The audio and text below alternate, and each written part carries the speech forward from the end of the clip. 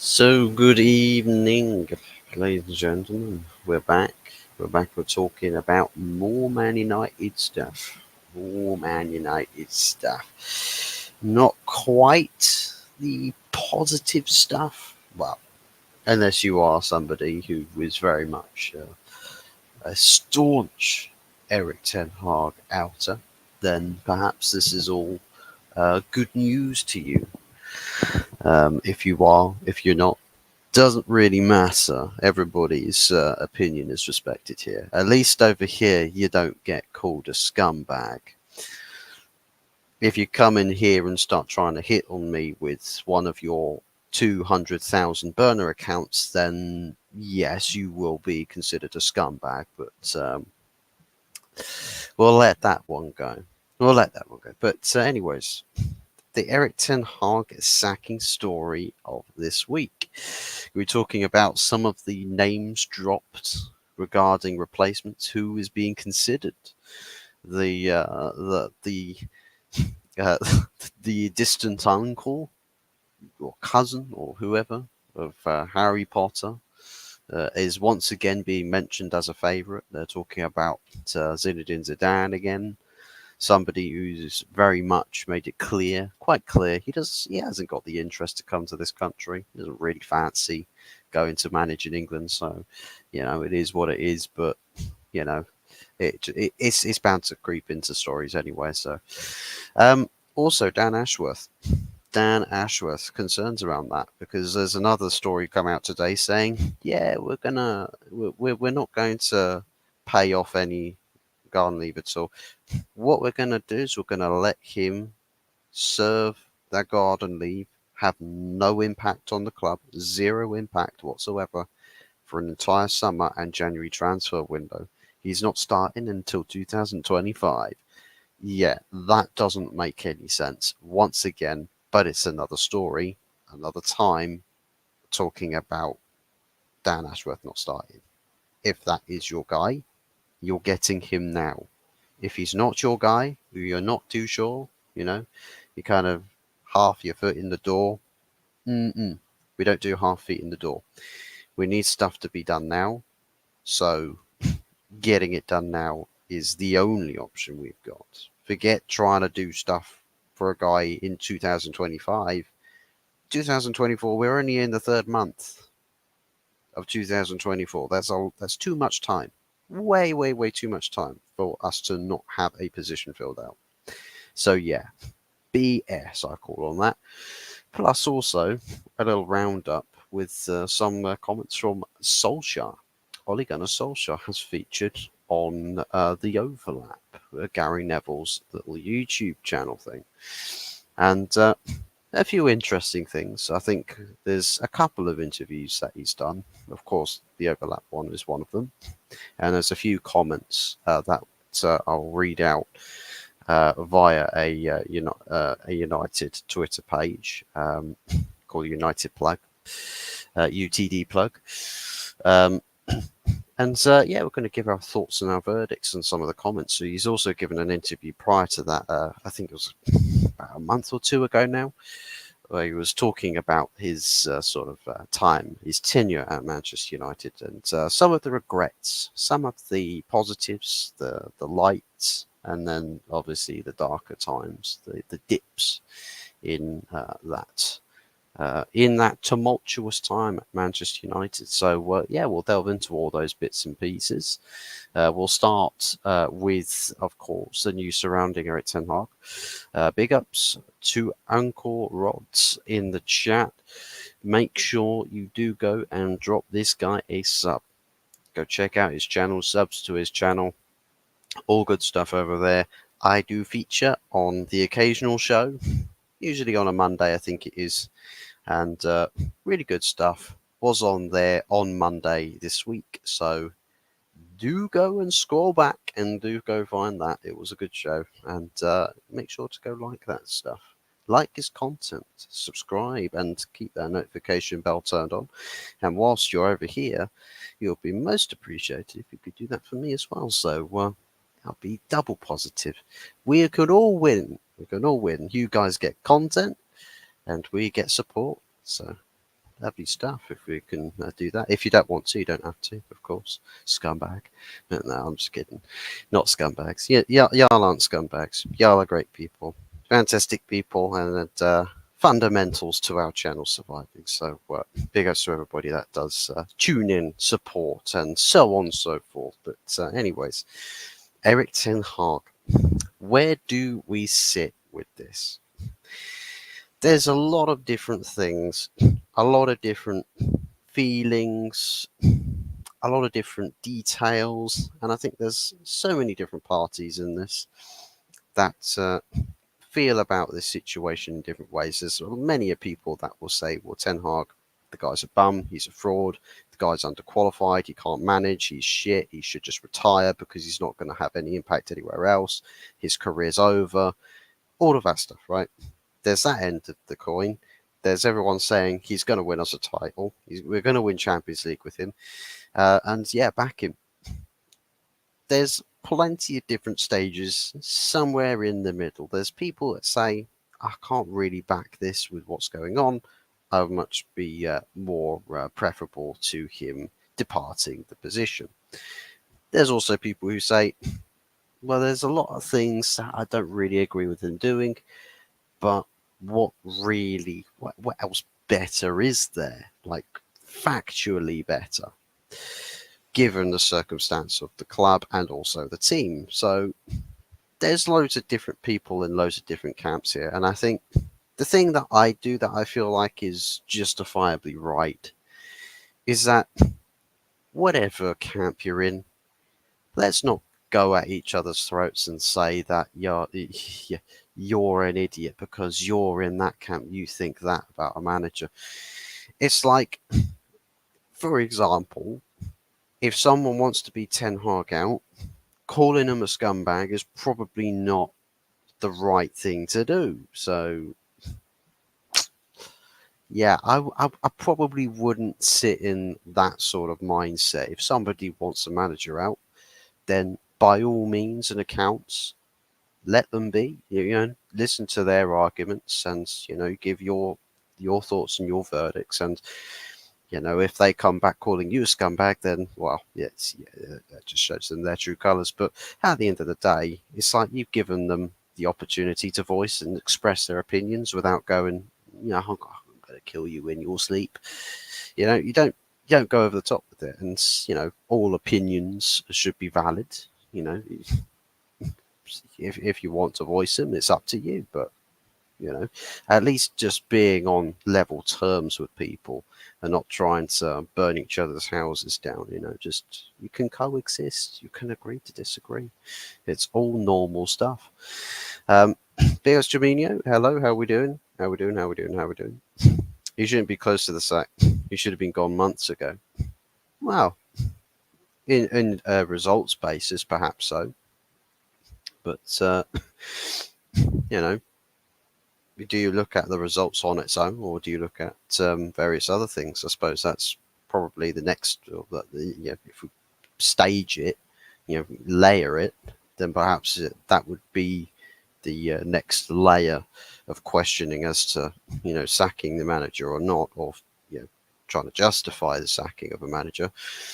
Me, I've very much been standing in the camp that sacking a manager with the way in which that squad is just enabling the players to then stay for even longer when they shouldn't be. And essentially, in my mind, if you sack the manager, it enables this ideology that these players will not be sold. It ticks in my mind that some of those players that should have been gone seasons ago, summers ago, will get another season, another chance.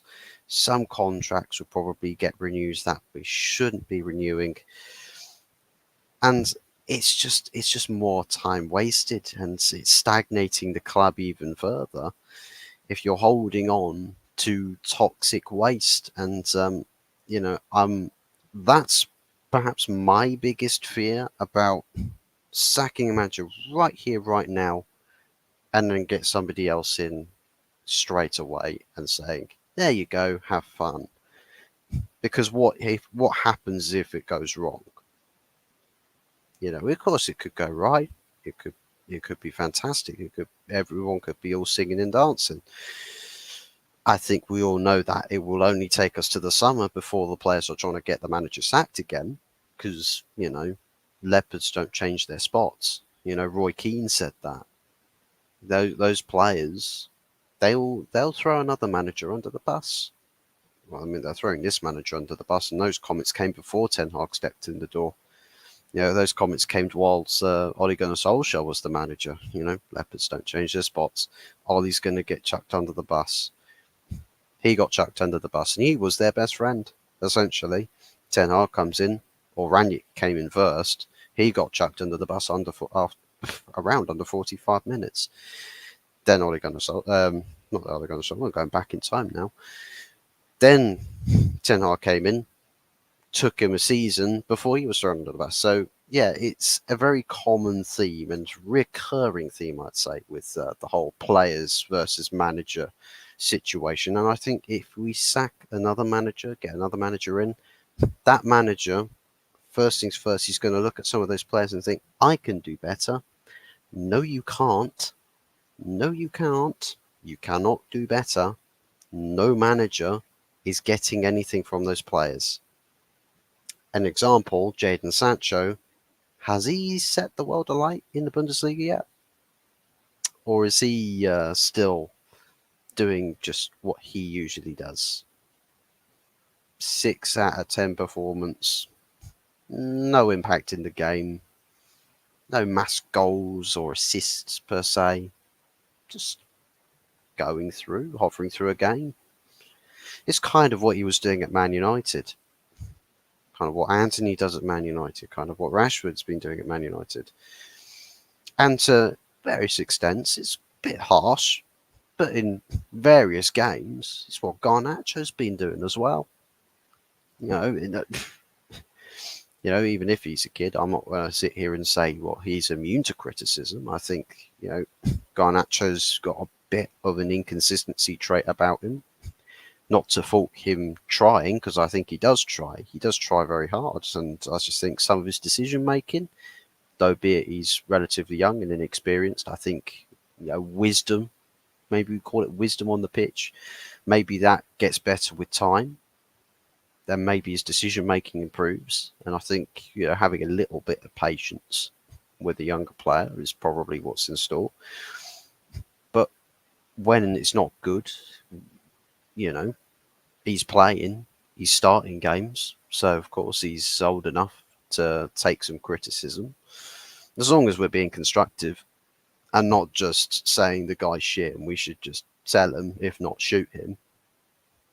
As long as we're not doing that, then I haven't got really much of a problem with people questioning that young lad.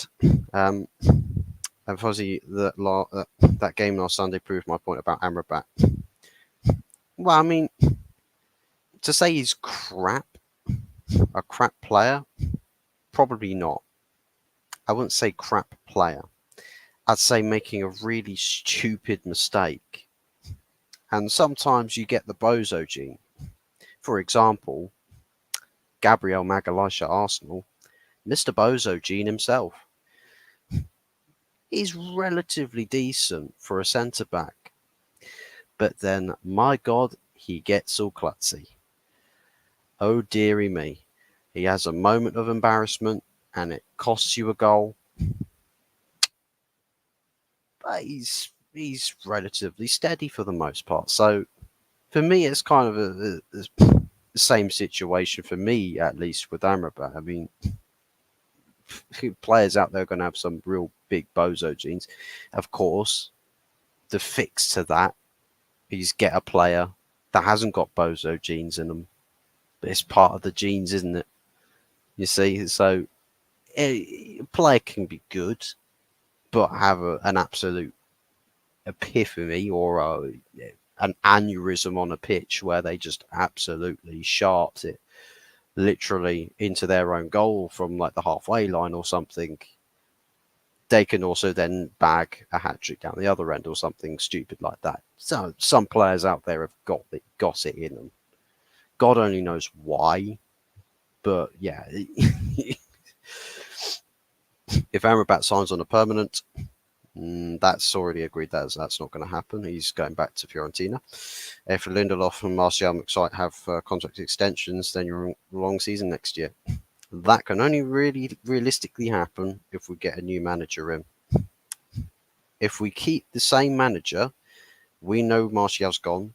We know, I think Lindelof, they're talking about contract extension, probably more so because of the contract situation.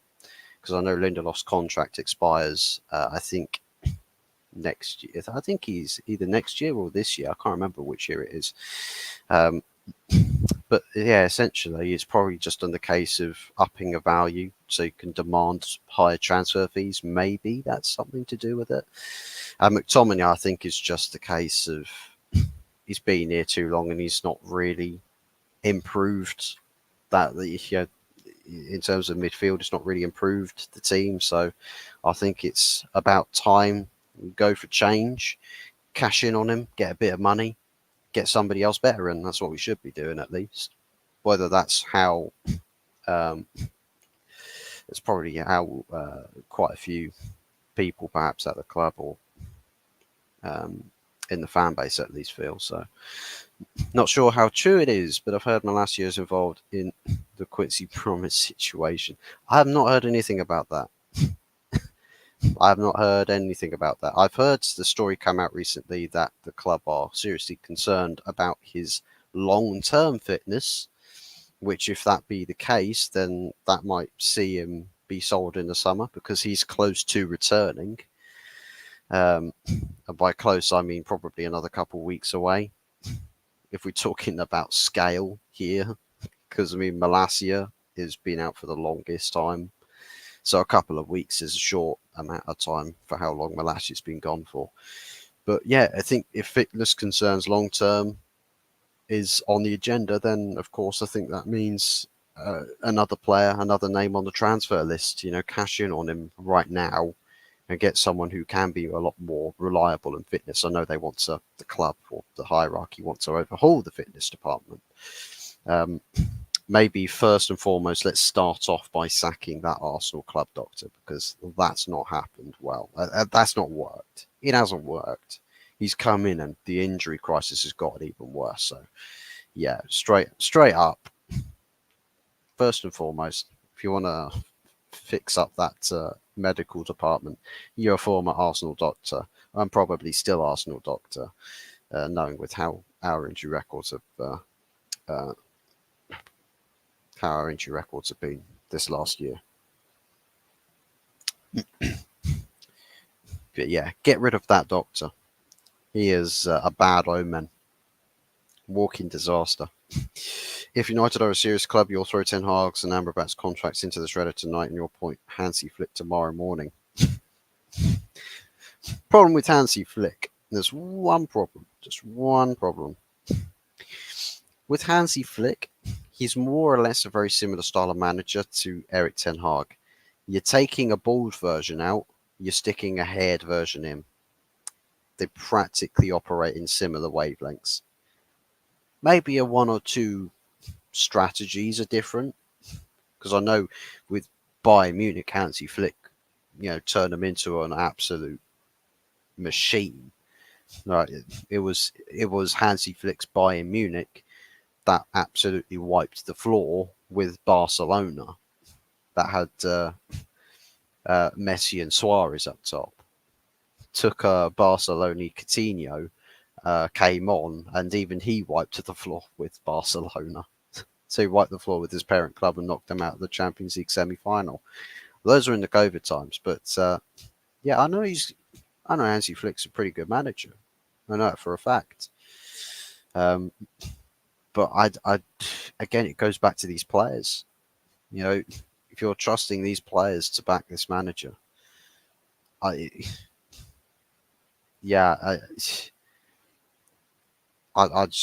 wouldn't know how far to throw the trust for any of these players with any manager. Doesn't matter who comes in. They're that spoiled. They're that spoiled.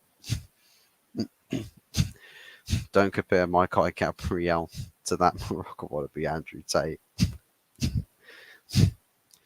Well, at least one of those guys isn't allegedly involved with human trafficking. So, you know.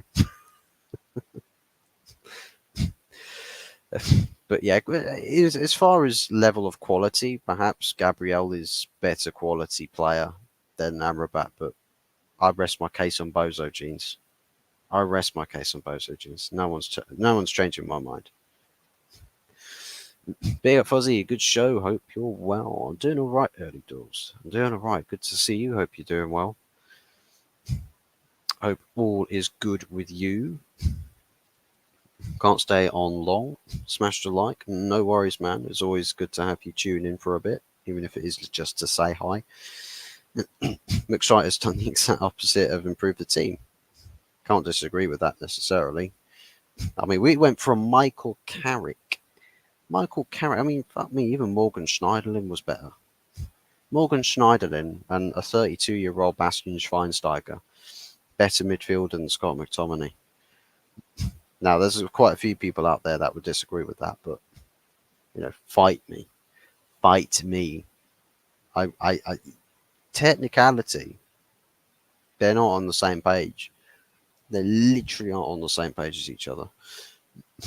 All good, thanks. Hope the same to you as well. Good stuff. I watch West Ham now. Oh, speaking of games, West Ham are playing in Europa League at the moment. Yeah, still 0-0. Getting in towards half time. West Ham, of course, playing Freiburg away. Brighton got absolutely dismantled by Roma. Liverpool dismantled Sparta Prague, 5-1 in that game. And Aston Villa stinking up the gaff against Ajax.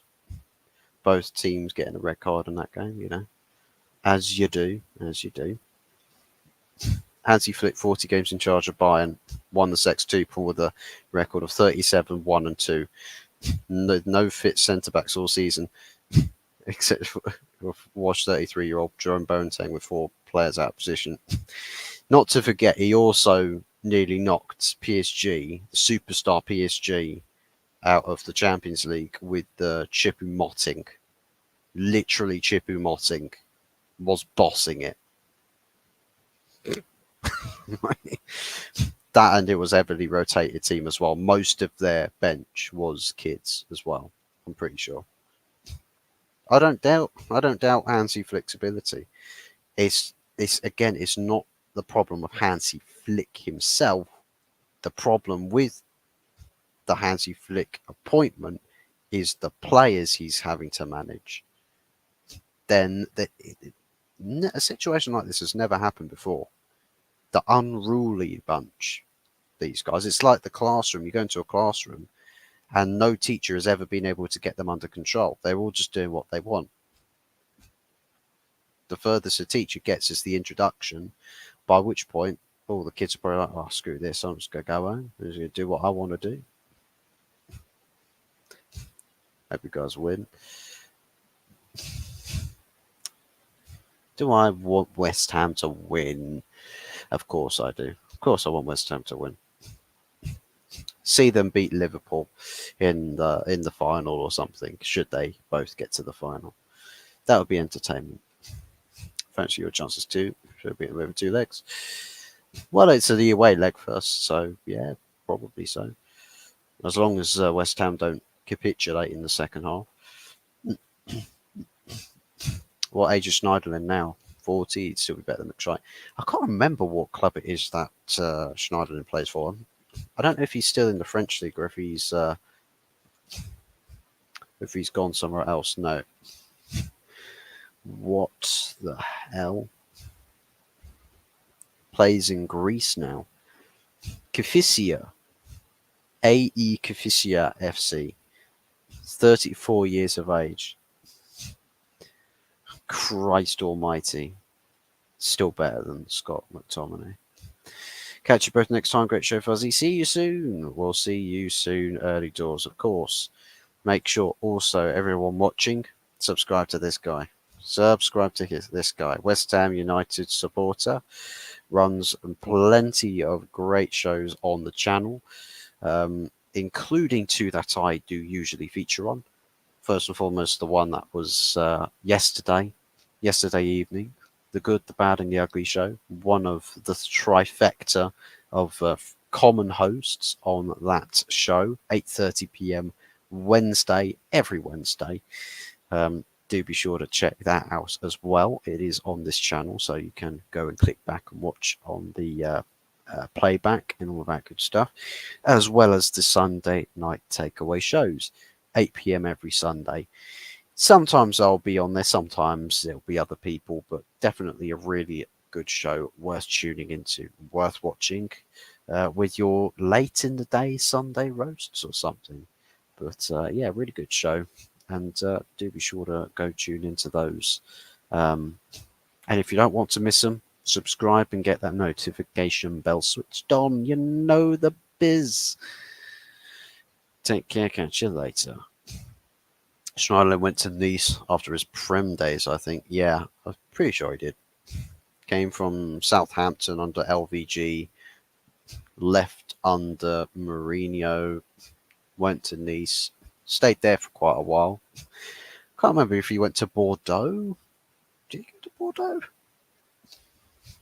Let's have a look. Let's see.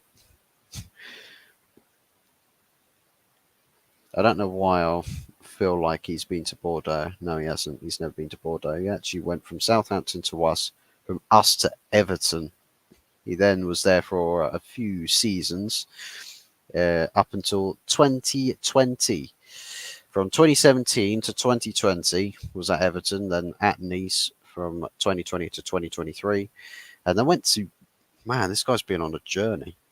Journeyman. Been to Western Sydney after that. Went there for about half a season.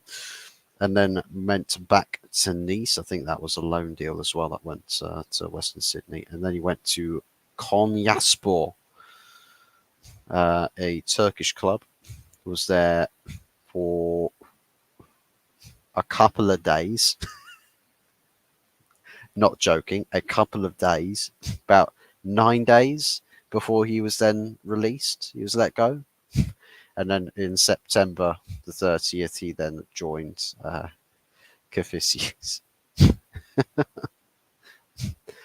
Imagine that. I don't know what it was about Turkish clubs. Like, there's quite a few, and it's ERIK Bailly as well. I think it's Besiktas. They're just like, yeah, no, we've had enough of your shit, and they'll just let them go, just release them mid-season. Like, I want clubs in the Premier League to do that. I do. I genuinely want clubs in the Premier League to do that. If you've got an unruly player, just straight up just say, cool, see ya, get you off our wage bills. Mid-season, we don't care. Seriously, claim the headlines for all the wrong reasons. We don't care. You know, it would be absolutely worth it. It'd be absolutely worth it.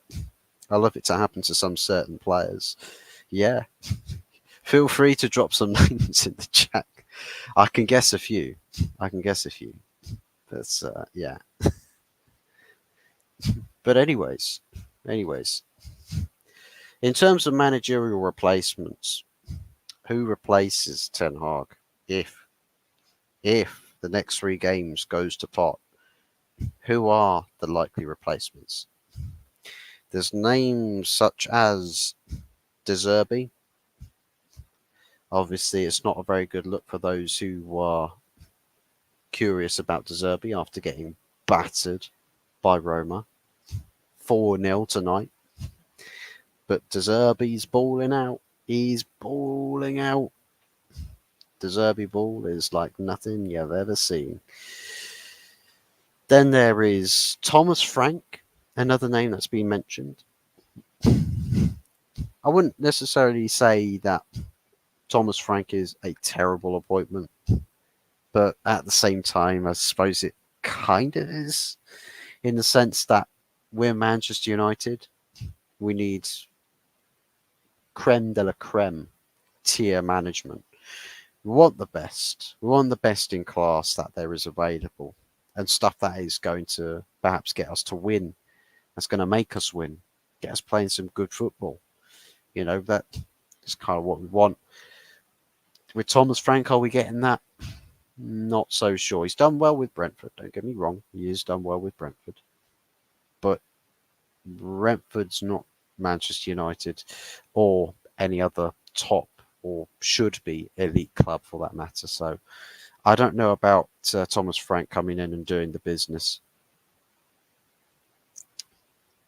Then there's Graham Potter, another name.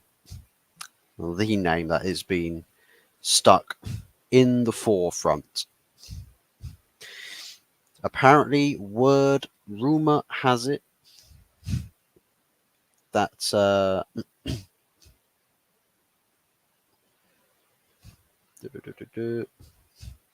is it there? No.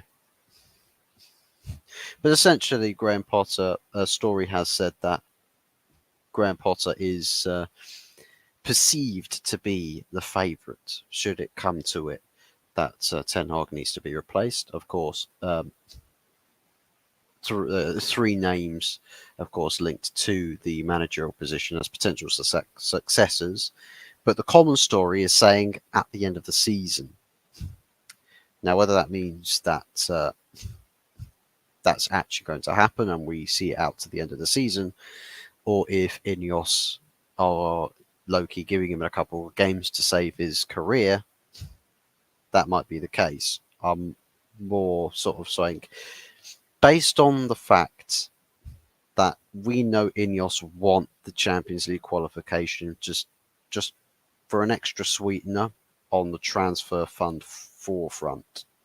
I do believe that the managerial position is heavily influenced by whether we qualify for Champions League or not.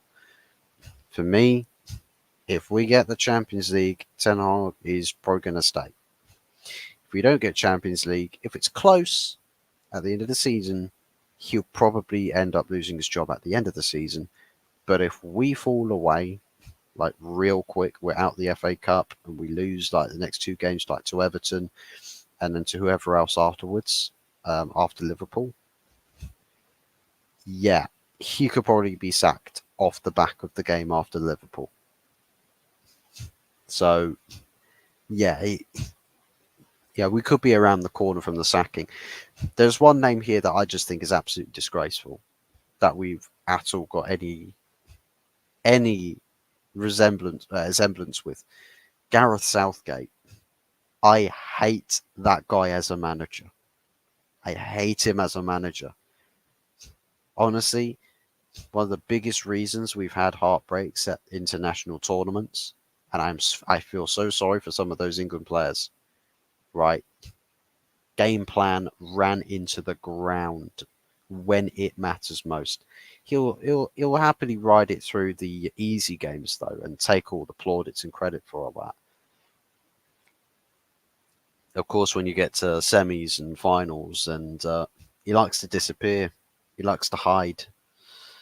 Man does not want to take control of the situation, and we have to see potential international glory slip away. I don't really think that he's going to do anything different at club level either.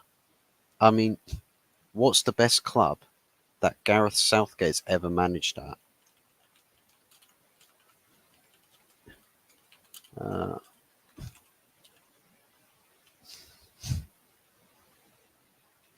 Let's look at his manager profile. Let's have a look. So 2006 to 2009, Middlesbrough manager. From 2010 or 2011 to 2012, the England Academy manager. 2013 to 2016, England's under-21 manager. And then 2016 to 2024, the England manager. What credentials has he got to manage Manchester United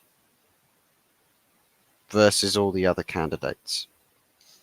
What credentials has he got? Nothing really to go by.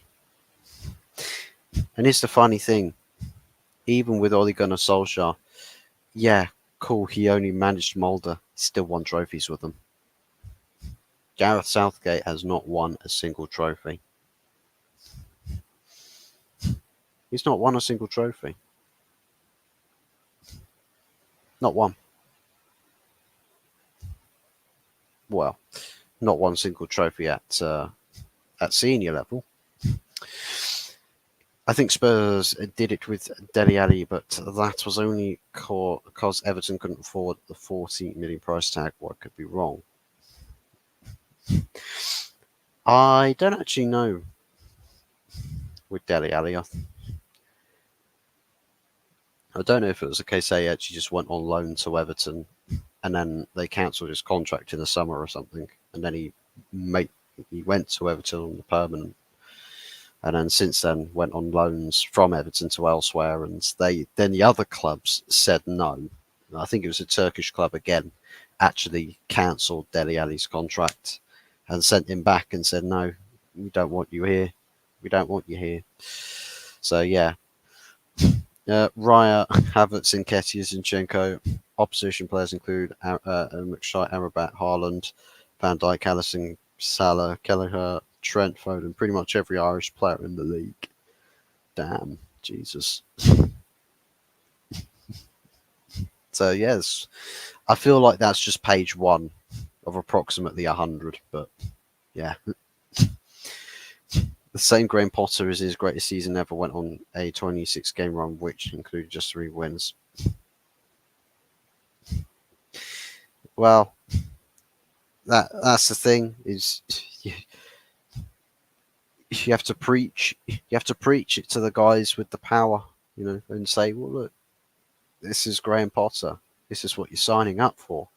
Are you sure you want to go down that road? They'll probably still say, yeah, we do. We really do. But I'll tell you what, this Ineos stuff could start out quite rough. I'm not going to lie, it could be long early days. It could be long early days before we see anything beneficial. I want to be really positive and say, look, the stuff we've done so far is great. It's fantastic. But you see some of this other stuff, it's just like, there's always a catch. There is always a catch. I'll tell you now. Johnny Evans is probably old enough to be a player manager, so you could just let him take the job. Nah. I wouldn't. I wouldn't take Johnny Evans as player manager, to be honest. I'd stick the money aside and actually just go and make a worthwhile appointment if that's going to be the case. Southgate is an overhated manager, but still a bad manager. Overhated if everyone's like really abusive to him on a personal level, but as far as manager is concerned, you talk about bums in management. There's one for you. There's one for you right there.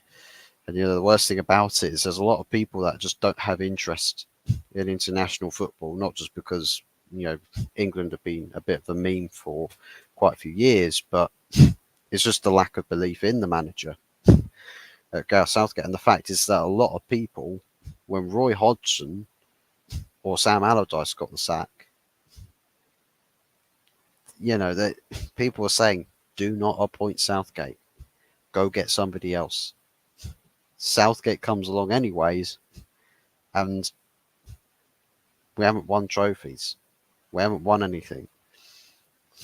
Cool, we get to semis and finals, but looking at the way in which we lose those finals, you can tell, the bad management from good management. A manager who knows how to manage the final, how to handle his players. That guy, to me, looks like he is batshit scared of doing anything or making any decisions when it comes to the big crunch time games. So, yeah. Besiktas cancelled Ali's contract. Yeah. I'm telling you, man, those Turkish clubs are really cutthroat, and big ups to them for that. They don't mess around. There's no politics to you're favoring players. You're not it. Guess what? Consider yourself unemployed. Here's your P45. Like how managers get sacked in Spain, guess what? Players get sacked in Turkey. So, yeah, big ups to the Turks for that. Graham Potter, who would have relegated a 1 billion squad of Thomas Tuchel, didn't manage the first 5 games of their season. The funniest thing is Thomas Tuchel, the guy that got sacked in the shortest amount of time, held like the highest win percentage out of any of the managers that managed that season. Probably still somewhere about the highest win percentage as well. So yeah, it ain't easy. It ain't easy. Imagine the Wankfest if someone like Scott Parker got England to a World Cup semi-final and to Euros final. Oh my days. The amount of posters and cringe stylists that try to copy fashion because he's the England manager and we got to a final. It's all for the fairy tale stuff, guys. It's all about the journey. Don't worry if you don't win. Don't worry if you don't win. As long as you had a wonderful journey. It's like getting on an aeroplane and being told to enjoy your flight. Except what they don't tell you is that it's a flight to your death. And what they do is they find a suitable spot, right, when no one's going to find the wreckage, and then they nosedive that piece of shit into the ground. That's how your flight ends. But they tell you to enjoy the journey. You'll get full 3-course meal. You'll get the recliner beds, but you're gonna die at the end of it. So enjoy it whilst it lasts. And seriously, it feels like that. That's how the Gareth Southgate management goes. Take Airport Albert. He has sat next to Arteta for 4 years. Surely you can do a job. Plus, he's worked at United before as number 2. Yeah, as the number 2 to Louis Van Gaal to LVG Airport Albert. To be fair, Airport Albert, the times he has been at the dugout to lead the team for Arsenal, they've actually done a fairly solid job. So maybe there's something in that, Tony. But big ups to you, man. Good to see you. Big ups to Jabinho and Hot Fuzzer. God. I rated Tuchel at Chelsea, to be fair. He was all right at Chelsea. I think that was a club made, I'd say a club made for him. I don't know about any of the other clubs he's been at thus far. After Chelsea, just it's not tailor made. Not tailor made. I think he's lost an edge to me. Thomas Tuchel's lost an edge. Wasn't that great at Dortmund before Chelsea, to be fair, as well. So yeah, I wouldn't take him at United. I wouldn't personally take him at United. Enjoy the turbulence. Yeah, that's the Arsenal story. Enjoy the turbulence. The climb out of your departure location is like you're taking off in a hurricane or a typhoon. You're just getting thrown all over the place, and then you've seen the blue skies. Whether the weather ahead is clear and it's fair, or if the weather ahead is just another ridiculously chaotic and apocalyptic storm, we'll have to see. We'll have to see how the events unfold as we go along. Roy Keane as a manager, maybe. I'll tell you what, egos will perish. Egos will suffocate in that dressing room because no one will command more of a presence, a personal presence, than Roy Keane. And yeah, fairs if that's the case. I think some of those egos, some of those players, they need that reality check. Serious reality checks and a good look in the mirror, a real solid good look in the mirror, because there's no way in hell that that some of those guys just, yeah. Anyway, so Dan Ashworth, quickly on the Dan Ashworth stuff. So again, another story's come out talking about Dan Ashworth. He's going to serve his gardening leave period until at least 2025, which would mean that he would miss out on two transfer windows. Of course, the summer transfer window and the January transfer window. To me, again, it's a story that sort of delves into the realm of stupidity. Why it it's like if Joel and Avram Glazer were genuinely in full, complete control. It doesn't make sense. Why wouldn't you pay him off to get him in now? He's there to save you money, not cost you money.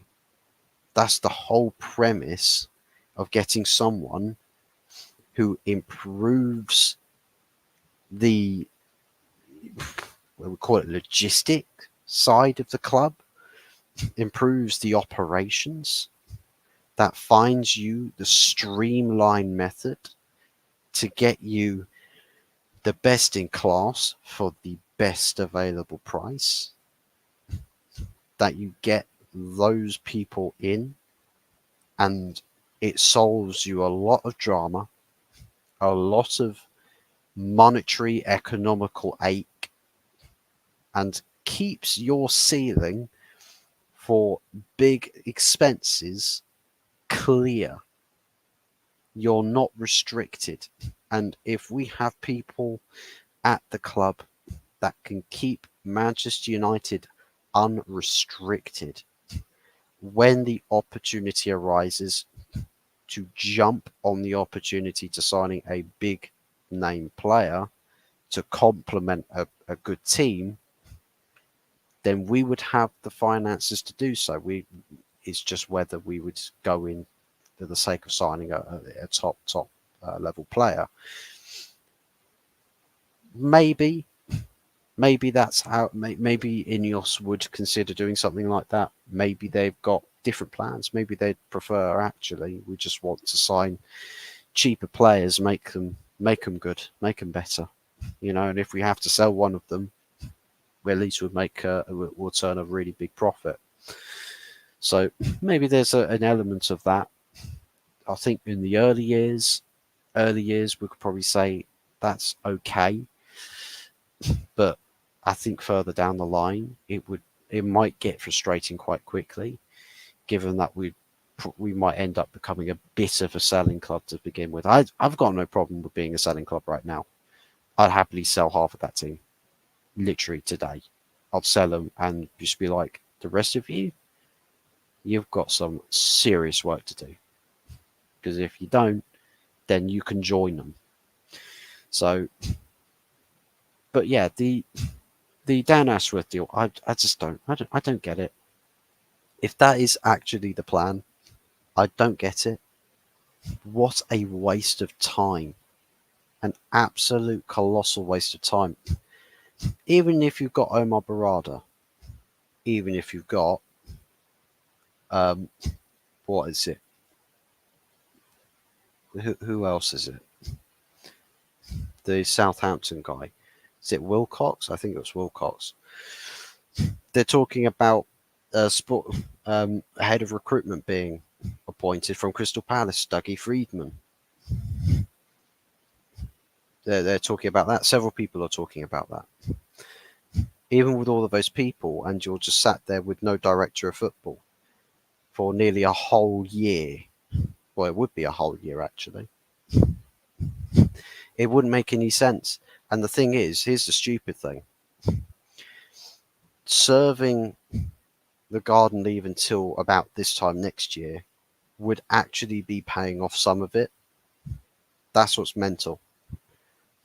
I think it is actually paying off some of it for him to serve a full year. So it's kind of blatantly obvious that you should just pay it all off. Just pay it all off and just say, look, if you agree to this, we pay you 20 million right here, right now. You'll let Dan Ashworth start tomorrow. You can sign on that and you can handshake on it. Yeah, cool. Okay. There you go. I mean, it's as simple as that. But if we're going to, I think if it's worth it and you know it's worth it, then absolutely go for it. It's not like signing players, overpaying for players which you don't know if they're going to do well. This is somebody who's opting to improve the negotiation for players and getting players that are worth it, and we can actually get good prices without necessarily overpaying for them. So that's the aim there. But what are we doing this summer if not for having Dan Ashworth or somebody highly qualified in the director of football position? It just becomes completely pointless. There's no point. We fully waste and hamper an entire summer and January transfer window. For what? What for? Why? That doesn't make any sense. Pay him off. Pay off the contract that he's still got left at Newcastle and bring him in. Get him in. Even if it costs you 20 million, I'd do it anyway. Literally, he'd be here by now. If it was up to me, if I was deciding what I'm doing with my money, I'm just saying to Sir Jim, look, I don't care how much it is they're asking. This is absolutely that important that everybody we need is in position now so they can plan for the summer. Because this summer has got to be, once again, one of the biggest summer transfer windows this club has ever had. Ever. Since the inception of Newton Heath. The biggest ever. Not in terms of spending or finances, the biggest turnover of players you have ever seen this club do. Ever. We need the right people in charge to do it. God only knows John Murtaugh's going to do it. Fuck me, that's Murtaugh madness. And by Murtaugh madness, it's called sitting on your fat fingers and doing absolutely nothing. That's essentially what John Murtaugh does. So, yeah, I'm much, much more in the camp of getting this director of football situation sorted out today. And I would have paid 20 million to get him in if it means he starts work today. Or tomorrow, rather, because it's quite late in the day. I'm pretty sure he'd want to be at home right now. Roy Keane as manager. Yeah, covered that one. If Keane was manager, who's dying first in the dressing room, McShite or Ambercrat? Who's dying first? Probably Anthony, to be honest. I think Anthony. He'll probably be busy playing his samba music, doing his little spin in the corner of the dressing room, and he's literally fly kicking him from across the other side. Literally, just foot straight in the side of the face. Mortal Kombat, literally be fatality. Absolute fatality. Roy would just be like, alright, who fucking wants to go next? Who wants to fucking go next? It's your fucking job. Do your fucking job on the pitch. Yeah, pretty much. And I think Anthony, personally, would be the first to die. Could take John O'Shea, he's another former player, and just got his first managerial job as well.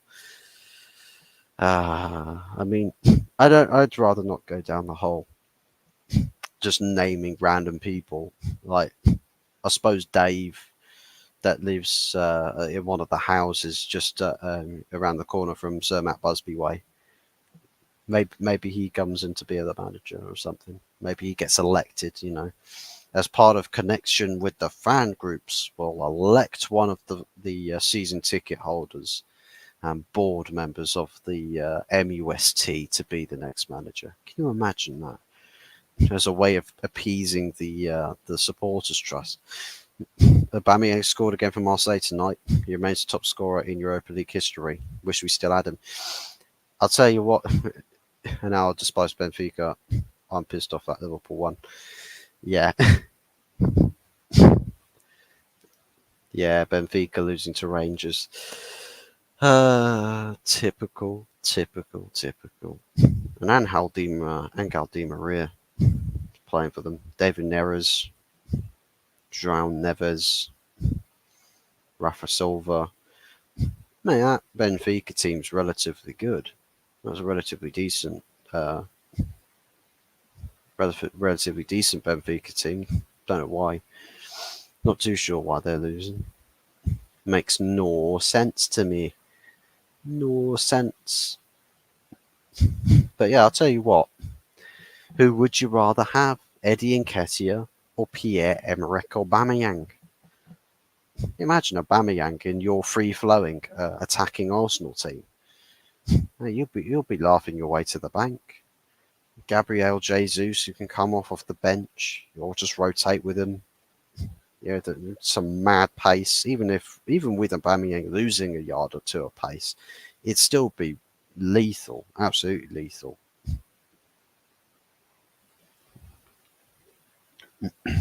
No one in your team is good enough to win a league title, except Anana, Delo, Martinez, Mainu, and maybe Varane, Shaw, and Bruno. Mm, I mean, in terms of stature of players, I can agree with pretty much all of those names, but whether they're compatible for Manchester United to win trophies, I think is the other question. I think that we sort of can pull away from that. Um, Heads need to roll up Benfica as well. They recently lost 5-0 to Porto.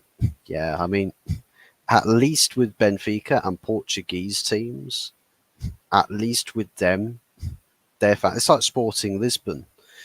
Yeah, I'm pretty sure that they bottled qualification for a Champions League or something, and fans were down at their training ground. I mean, it is another Lisbon club in Benfica. What's to say that they don't go to their training ground if they embarrassingly get knocked out?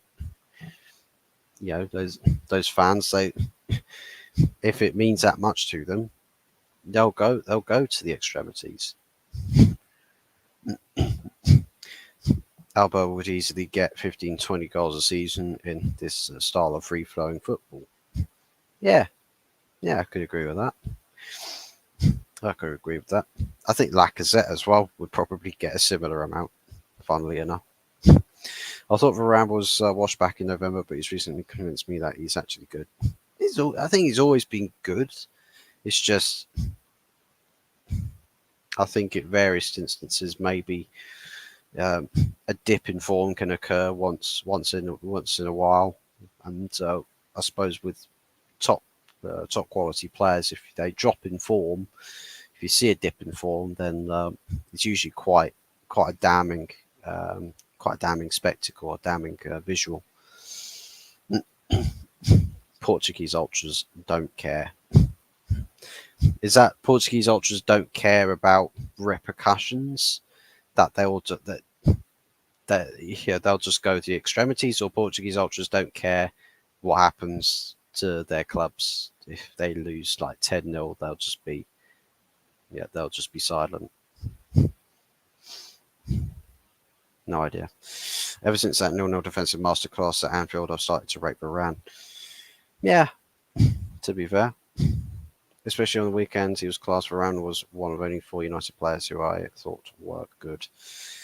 That's the thing. Is Varane, I think certain centre-backs can get made to look quite bad and trashy if they haven't got a suitable midfield in front of them to sort of like cover some of the other defensive jobs that they need to do. I think for me, yeah.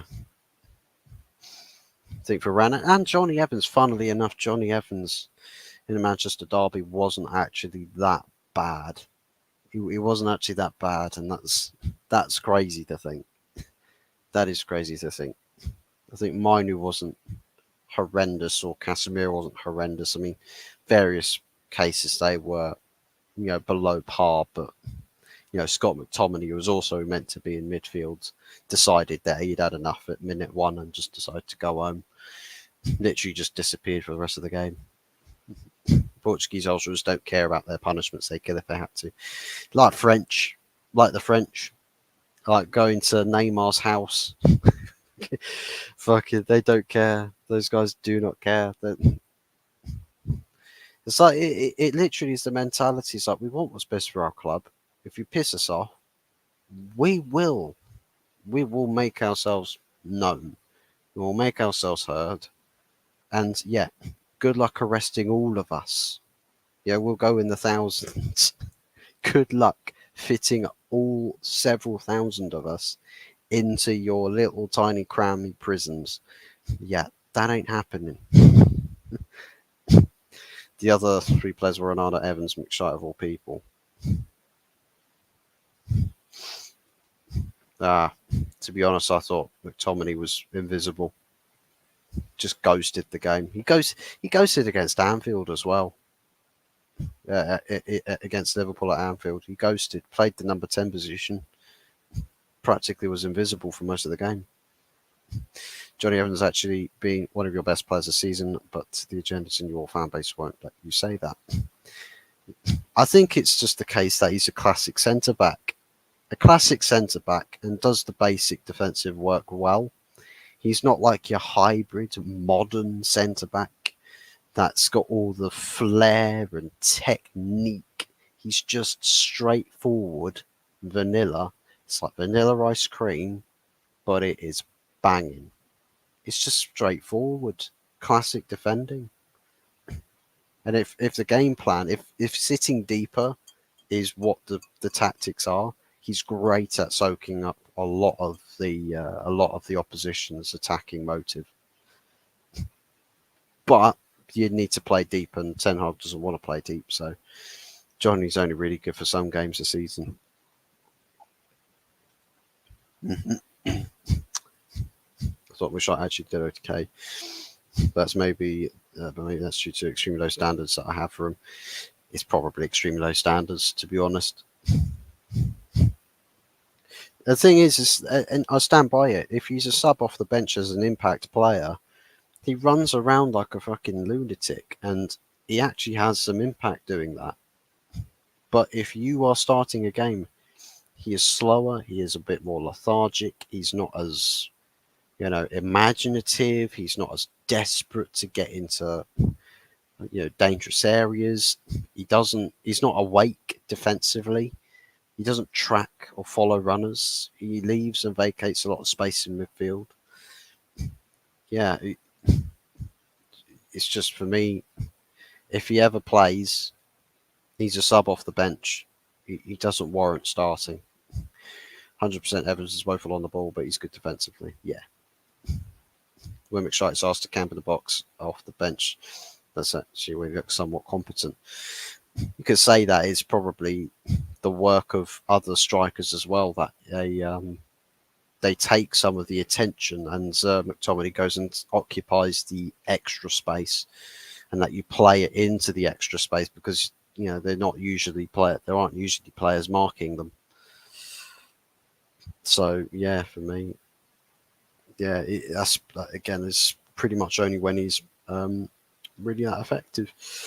Anyways, quickly on before we wrap up the show, Solskjaer comments on the overlap. Said a few bits and pieces here, which we'll read through, and I'll give my thoughts about what has been said. He spoke on Erling Haaland, as well as Ten Hag, so we'll read through, and we'll. So this is via United Plug on Twitter as well. So their quotes, or they're taking quotes from the overlap. So the summer before I arrived, I called the club and told them they had to sign this boy because he would become a world-class player. They told me they had enough reports on him. When Erling Haaland, went to Salzburg, he didn't play for the first few months. I told them to sign him immediately because he had a release clause. So essentially, I can absolutely sympathise with Solskjaer because this is kind of where the truth about managerial relations with the club hierarchy has stemmed from for the last 10 years. You get the people upstairs who think they know football, and the manager who says, I like that player, I want him to sign for us. The club go, well, we don't rate him. So, no. To be quite frankly honest, no. You don't get to have your player. Do you know why? Because your more qualified opinion, right, and your perspective on players, that's way better than ours. yeah, counts for nothing in Manchester United. We want the vibes. And the vibe, it's like, dude, your vibes are so killing the mood right now, dude. We want this player because he's got the looks, dude. It's like, come on. The manager wants a player, so sign the bloody player. It's not like you're signing someone who's worth 100 million either. You're signing a guy that's got a strong future. So sign the bloody player. You are spending roughly the same money that United could have signed Caicedo for, I think, in 2018 or 2019, I think it was. Could have signed Caicedo for 5 million, 4 or 5 million. Erling Haaland's could have been signed for about 4 or 5 million. But again, our board, our hierarchy, no, we don't want to sign anybody. Don't sign anybody. We don't want to back this manager. We want to sign the players we think will work for you. Like no interpretation over what the manager wants or needs. We go with what we want, what benefits the club. Before anything else, what benefits the club. And here's the thing, you would have said, well, if I say that if the signing benefits the club, that should be a great policy to have. Manchester United weren't a football club. They were a modelling club because it's all about the media. Media interaction, media capture, social interaction, all of that. That was the cherry on the icing on the cake. That was how United were run for 10 years, 10 plus years. And that was the business model.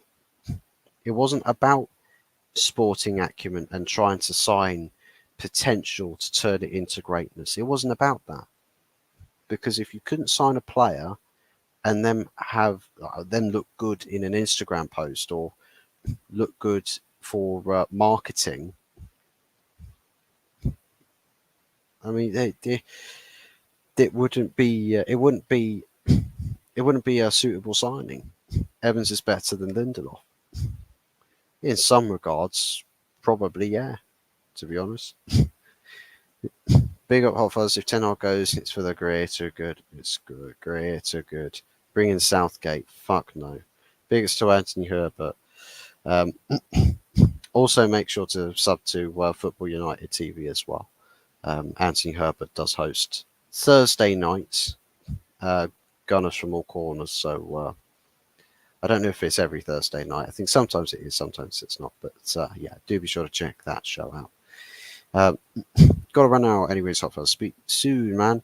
Take care, Jaminho. Good to see you. It's been a pleasure to have you in the chat as always. And yeah, we'll read the last comment that has been stated here, and then we'll finish up the show as well. So Solskjaer, speaking on Ten Hag, says, I hope he's going to be successful at Manchester United. We hope he's going to make it, but you never know what the new owners are thinking. So it's about results and consistency for the rest of the season, which I think is a fair statement. I think it's relatively unanimous with everybody else. I think everybody else is on the same page, the same wavelength. It is about results, and results given the circumstances that Ineos want the Champions League qualification. Results come first before anything else.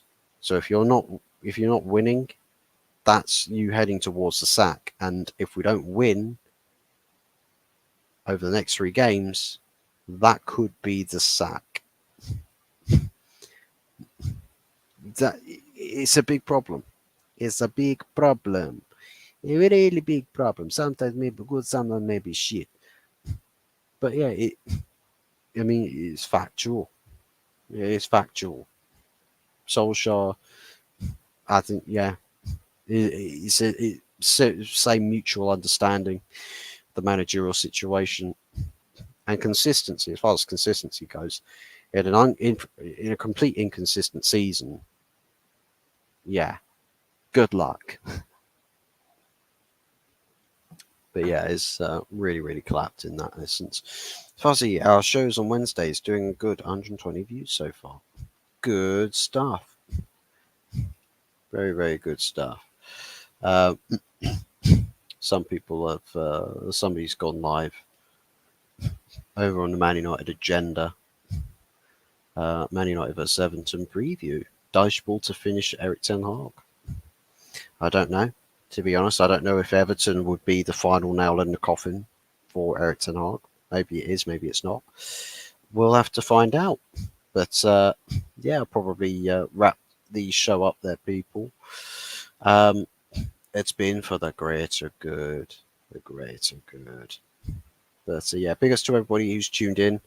Really appreciate love and support of everybody in the chat, seeing all the regulars and all. It's likes of Anthony Herbert, Jaminho, DJ Crane, Early Doors, Football TV, and of course Anfield Ankle Rods. Always great to see everybody in the chat. And yeah, do be sure if you hit the likes on the way out and subscribe if you haven't done so already. Switch the notification bell on. Of course, weekend around the corner, Friday night, tomorrow night, or maybe earlier in the afternoon, preview time. We're going to run a preview for the Everton game, which is 12:30. 12:30 on Saturday. Um, of course, it's very, very much a typical thing that I'm at work on the Saturday. But again, as we all know, retail, it is what it is. Plus a massively fat wage paycheck that I've got coming tomorrow. So I'm relatively stoked about that. So that's a big plus for me. So yeah, we'll take that. We'll take that. Massive, massive paycheck. Biggest paycheck I've had since I've been working. So yeah, good stuff for me. But yeah, biggest to everybody. Thank you very much for watching. I suppose we go and raid it. Should we go raid it? Are they still live? Yeah, they're still live. Got Stefan from the United Philosophy on their show as well. So I'm going to drop the link in there if you want to go over and spam some fuzzy raids. That'll be fantastic. So link is in the chat. Click on that, head over there, spam him some fuzzy raids, and yeah, thank you very much for watching. Take care, goodbye, and God bless to everybody. We'll see you tomorrow for the Everton preview. So much fun. So much fun. Dice ball at Old Trafford. Man, we're going to fucking get smashed.